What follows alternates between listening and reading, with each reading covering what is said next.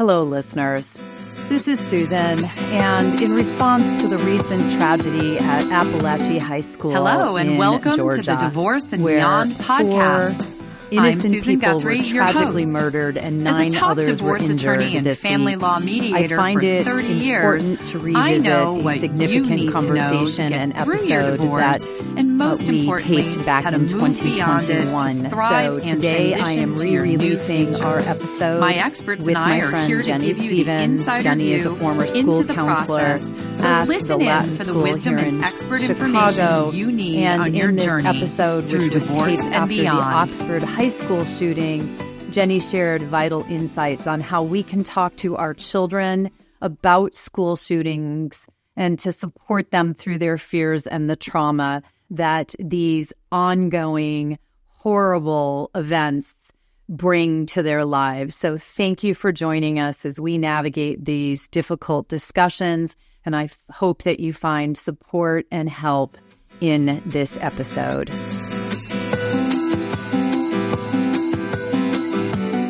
Hello, and welcome to the Divorce and Beyond podcast. I'm Susan Guthrie, your host. As a top divorce attorney and family law mediator for 30 years, I know what you need to know to get through your divorce, and most importantly, how to move beyond it to thrive and transition to your new future. My experts and I are here to give you the insider view into the process, so listen in for the wisdom and expert information you need on your journey through divorce and beyond. Hello, my Divorce and Beyond family. It's Susan, and I am here for a special little mini-sode for you all because I've been getting a lot of outreach from listeners about the school shooting that happened last week in Oxford, Michigan. I have posted a few things about that on my Instagram, and that's really gotten a lot of DMs flowing into my Instagram, my email, etc.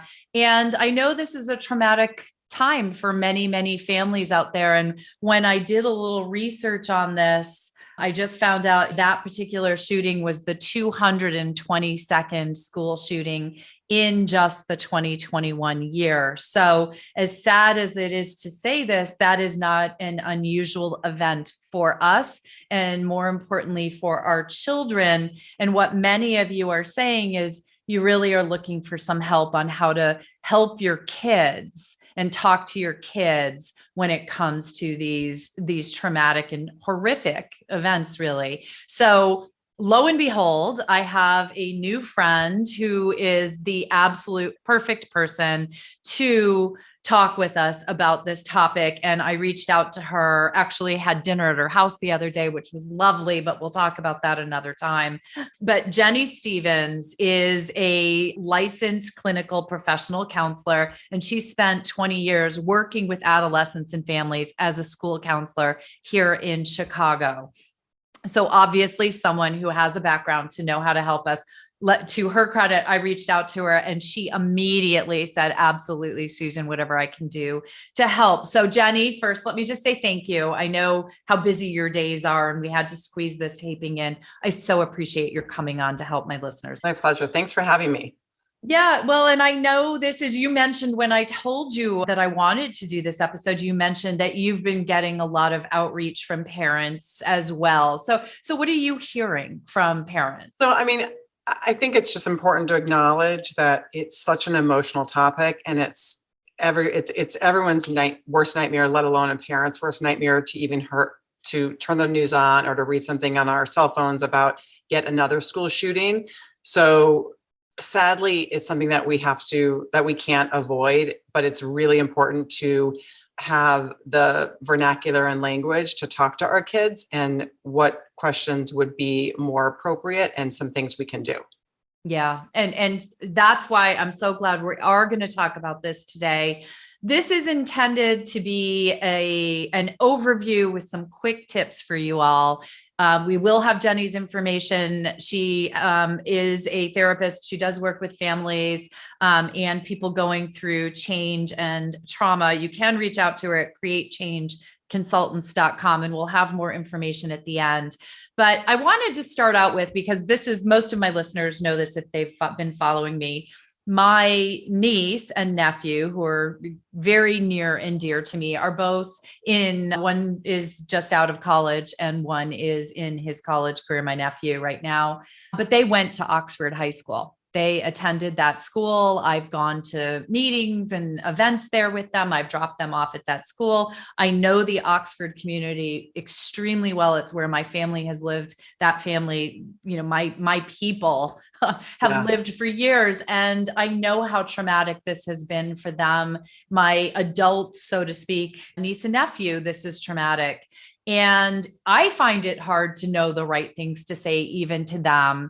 But what I'm hearing from people left and right, whether it be about Oxford, Sandy Hook, Parkland, Columbine, I mean, the list goes on and on, sadly. This is going to happen again. I mean, I just said there's been 222 school shootings in 2021. I hope that's not a number that goes up before the end, but we have all of December and it might. And so, what are some, from your perspective as a therapist, as somebody who helps families and children and has worked in our schools for so long, what are some of the top things you want parents to know when they talk to their kids? That statistic is so staggering. It's to more than 2/3 of the year. It's just taking a moment that's just an incredible statistic. Two other things that are like a great landscape for kids of any age. And the first is to stay calm. As scary as it is for us to hear that, it's okay to show vulnerability and say, I'm really upset about this, or I'm really sad to hear what's going on, but to stay calm and to let our kids know that they're safe with us. And then the other really important thing, Susan, is to limit the news in our home. So if the CNN or TV is on at all times, those violent pictures of guns and noises and kids screaming, those things are triggers and can be repeated trauma. So I encourage families and kids all the time just to really limit the amount of news that's on in the house. That's such a good point, because I have to tell you, I'm one of those people that, and especially last week when the shooting happened in Oxford, I had the television on, the news channels, because I wanted to know what was happening. And I was so upset by what was happening and hearing the additional details and seeing in the background this school that I knew so well in the pictures. But for parents, that's a great point. My dogs didn't know what was going on the television. I was just going to say your dogs would limit your dogs, Susan. Yeah. But if you have little kids or older kids in the house, that's an ongoing trauma every time they hear about it and hear the description of what happened and see other kids being interviewed on the screen, talking about the trauma that they've just gone through. And Susan, what I want to add to that is it's okay to have the news on for a little bit of time. And again, I would say not for kids under the age of 8, for sure, not for the kids under 6 at all, maybe a little bit if a 7, 8 or 9-year-old watches it, but over the age of 9 or 10, it's okay to have a little bit of news on, but then turn it off. It's also, we have to remember that there are teens for sure, and sometimes the preteens have access to YouTube, Snapchat, TikTok. Thank you. As Susan waves her phone in the air at all times. So these things are happening real time in real life to these kids, and their peers are watching it. So we can't manage what they're seeing on their phones 24/7, but in our home, we're allowed to set some of those boundaries. So even if it's a 15 or 16-year-old and it's somebody in Oxford or in a community really close to Michigan, or any of us in the country that are feeling another school shooting tragedy, it's important to have breaks from news, and even as adults, not to watch it over and over and over again, because it's hard to get those out of our minds. And that's why the news sources say this can be triggering, and this is a warning. Our brains are not equipped to see traumatic pictures over and over and over again. Yeah, that's a really good point, and something that I, as a very old adult, know only too well myself, right? Watching that over and over again. And you just referenced something, you were talking about children at certain ages. And you and I had talked about this before we even got started. that some of the things that parents need to take into consideration is some of the conversation or things they might say with their kids need to be age appropriate. So what you might say to an 8 and under could be very different than what you might say to your tween or teen or preteen. Is that right? Yes. Yes. So for example, kids under 8, I would ask really open-ended questions. And I would say something about, what do you hear today? Or what do you think is going on? And let them answer it. I don't want us as adults or parents to fill in the blanks necessarily, and especially not like in granular detail. And if they say, yeah, I heard something about a school shooting, you can say, yeah, somebody hurt people and the police and the authorities are really trying to figure out what happened. And then I would say, don't over talk. So I know I can over explain things, and my 2 daughters are like, okay, mom, stop. So we have to be careful not to like repeat and over explain things. So I would say those 2 things, the open-ended questions, and then reassuring that your kids are like that they are safe, and that that the authorities are working on the problem. Yeah. So I like those 2 points right there that you just made. The authorities, like the police, the people in charge, are working on this. And I think the way you phrased it, which I thought was great, was to find out what happened. And, yeah. And then should you just tell them, but don't worry, you're safe, you're okay? Yes. And I mean, you and I know intellectually that we can't predict that with any certainty, but it is important. I mean, our kids, especially kids under the age of 8 or 9, we are the nucleus and the nuclear center of their life. And so without a shadow of a doubt, even if I don't feel safe, Susan, I'm going to say to my kids, you are absolutely safe, and you come to me if you're feeling something. We are here, and everything is safe at our house. And so when they leave my house, and the really disappointing part about school shootings is that schools should be the safe haven for so many kids, and it really is for many kids around the world. And for their safety to feel shattered is quite frightening. So even more makes it more of a priority to assure the kids that are our children that they are okay here at home. Yeah. My heart is breaking a little bit just thinking about that our kids should be in school and know that it is a safe place. And yet it is not, unfortunately, it is not a safe place always for them. But what about, so our older kids, our teens, our tweens, first of all, it's all over TikTok. It's all over everything. They're seeing it. They're being inundated with it. In fact, this last, Oxford incident, the Instagram posts of the alleged shooter and his mother and everything, that's all a part of the story. What do you talk about with your older kids? How do you even make this? I don't even know how to talk about it with my older kids.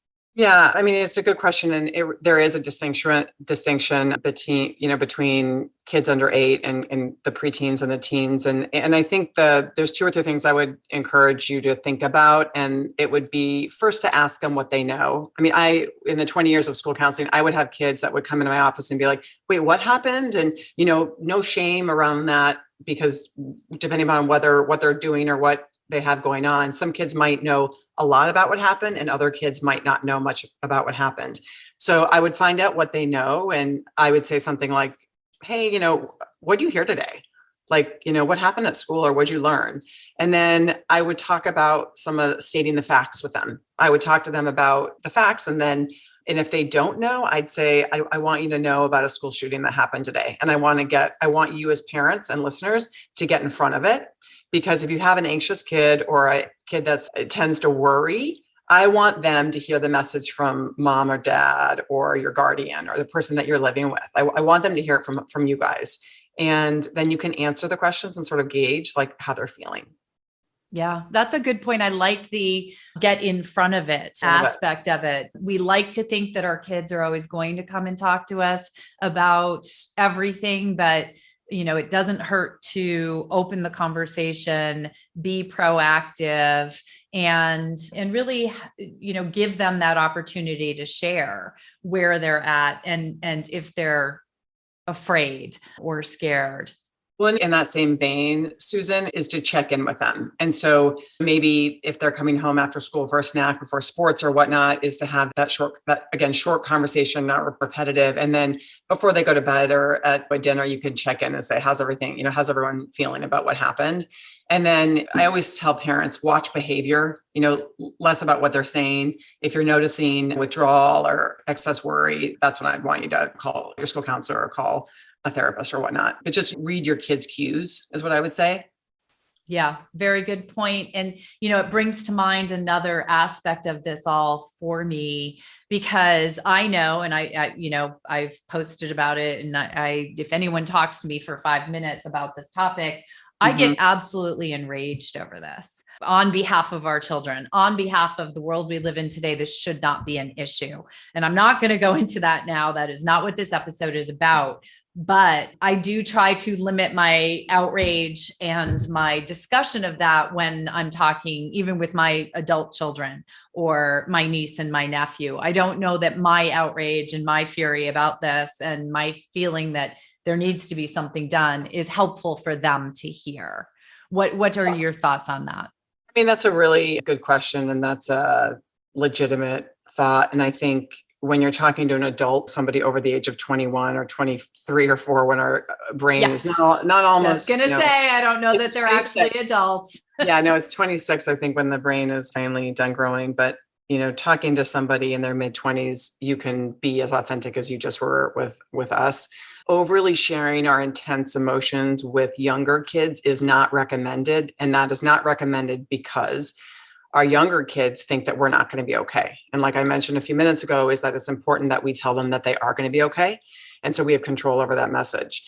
Moving to the kid who, the kids between, 11 or 10. And now it's okay to say, I'm really sad and upset and just, I don't even know why people would do this. And so you can say that, but again, you don't want to go into this litany of why life is so bad sometimes and people do horrible things. I would say save that time for maybe your partner or your spouse or a neighbor, or you call a good friend.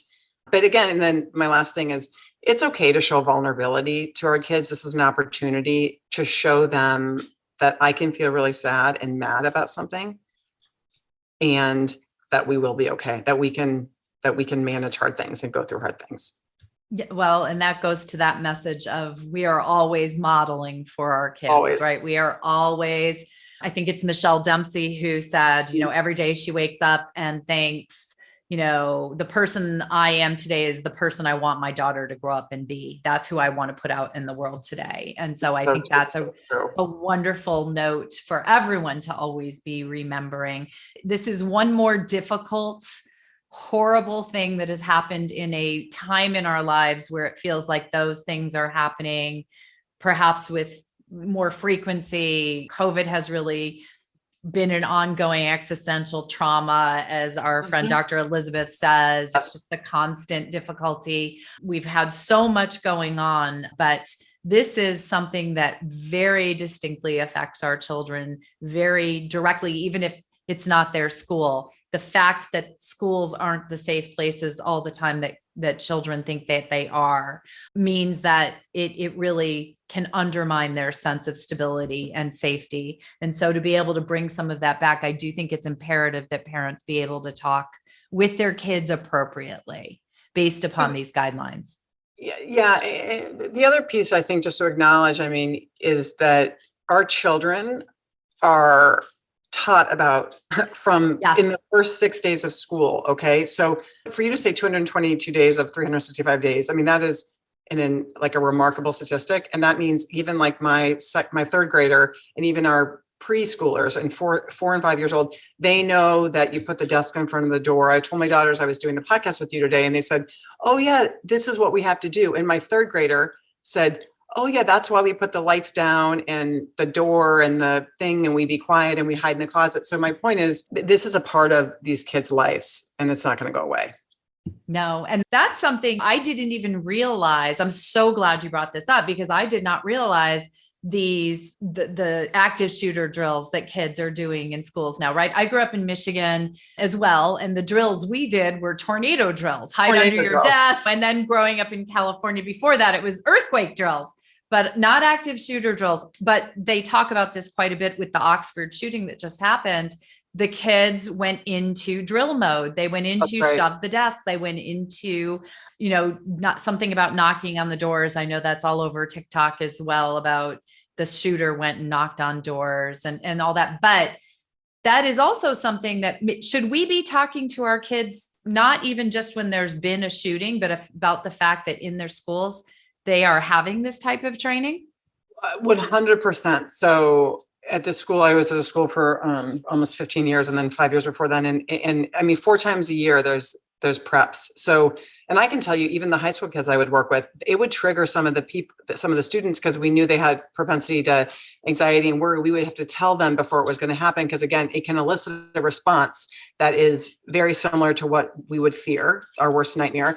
So to answer your question, it's it's just it's part of the landscape now. So we should say, we know that there are going to be a couple drills this year. This is what they're going to say. We do this because if bad people hurt people, we have to be prepared. I mean, like I said, these kids know to go into the closet, put the desk in front of the drawer, be quiet, and call 911. I mean, they know. So it's very different than the way you and I grew up. And quite frankly, who knows if we don't do tornado drills here in Chicago. And those drills are like really super important.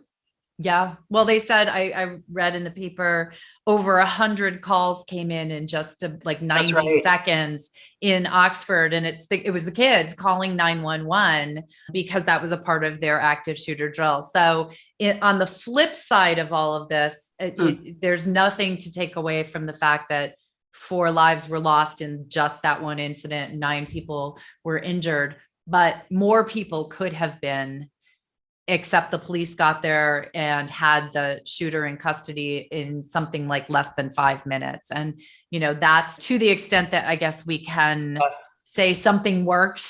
At least the drills had that work. But I hope someday there's a world that we're all going to find ourselves in where this is not an issue, but we are not in that place. And so I so appreciate, Jenny, your coming on and sharing these thoughts and just the insights, because I think that for parents, all we want is to keep our kids safe and have them be in a world that doesn't have scary, fearful, frightening things. And unfortunately, we can't control that. So to have some insights from you about how to talk to them and how to model for them, I think is going to help people. So we can only do, a brief overview. If people wanted more information or they want to talk to you, what's the best way to get in touch with you?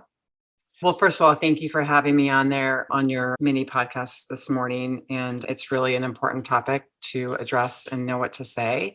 And my website is a great way to connect with me. And that's www.createchangeconsultants.com. And I'm happy to help any of your listeners. And thank you again for having me. No, Jenny, thank you. And one thing I want everyone to know is Jenny also has a wonderful Instagram feed. It's Create Change Consultants there as well. I follow her. She has great tips during the days. There was a good one today with 5 different topics that I'll repost it in the show notes for today. But again, Jenny's going to come back and we're going to do a full episode on another helpful topic. But we really wanted this information out there for you all as quickly as possible under the circumstances. So thank you very much. If you want to get in touch with Jenny, reach out to her, createchangeconsultants.com. Thank you. Thank you, Susan. Thank you for joining me today on the Divorce and Beyond podcast. I hope you found some information and inspiration to help you on this journey. Please join me every Monday at 6 a.m. Eastern Standard Time for a new episode. And if you like the show, please take the time to subscribe and leave me a 5-star review on iTunes. You can also find more information on the website at divorceandbeyondpod.com, where you'll find links to the YouTube channel, transcripts of the episodes, and other bonus content. So I'll see you next week to help you move through your divorce and beyond.